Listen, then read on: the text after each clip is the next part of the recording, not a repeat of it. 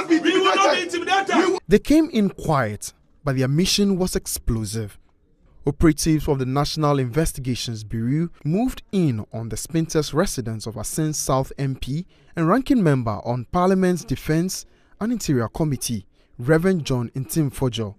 But before they could execute what was reportedly an arrest warrant, key leaders of the opposition New Patriotic Party, including Minority Leader Alexander Fenyu-Markin and General Secretary Justin Kodua, rushed to the scene in solidarity to prevent a possible arrest. We will not be intimidated. Reverend is not a loner. He is never. He has not walked alone. Yes. He will never walk alone.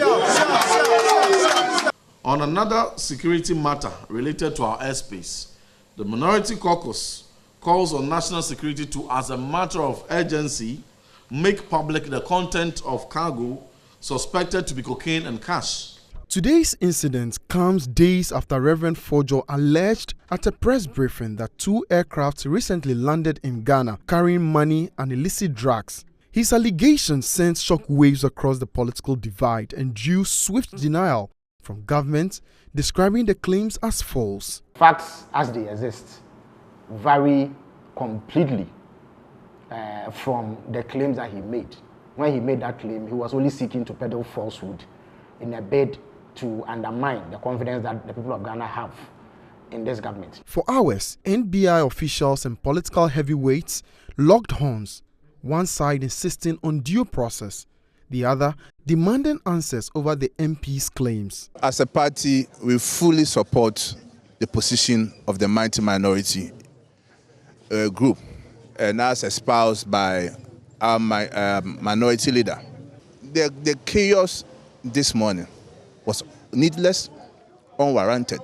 If indeed they were showing good faith, they would have gone through the process, the due process, written to the Speaker that the Member of Parliament is to be invited or wants to be invited to the State Security for interview or for questioning or for discussion.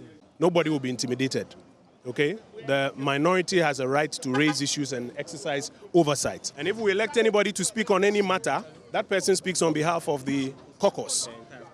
Now, even if the person is a whistleblower, and look at the Whistleblowers Act, Act 720, even if the person is a whistleblower, you are barred by law from intimidating that person. What is all of this about? But Executive Director of the African Center for Parliamentary Affairs, Dr. Rashid Draman, is calling on government to tread with caution. I think there has been some kind of agreement over the years that, the leave of the Speaker must be sought. And if you remember, it's not even only in terms of arrest, but even in terms of service of court summons. They have to be served through the legal office. They have to be served on the certain day of the week and so on, in order to, bring some sanity. Right.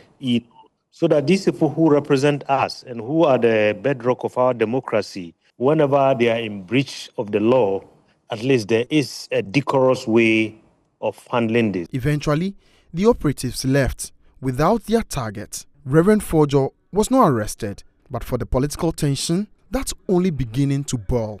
Reverend Ntim Fordjour remains silent except for that cryptic post on X. Truth will stand always.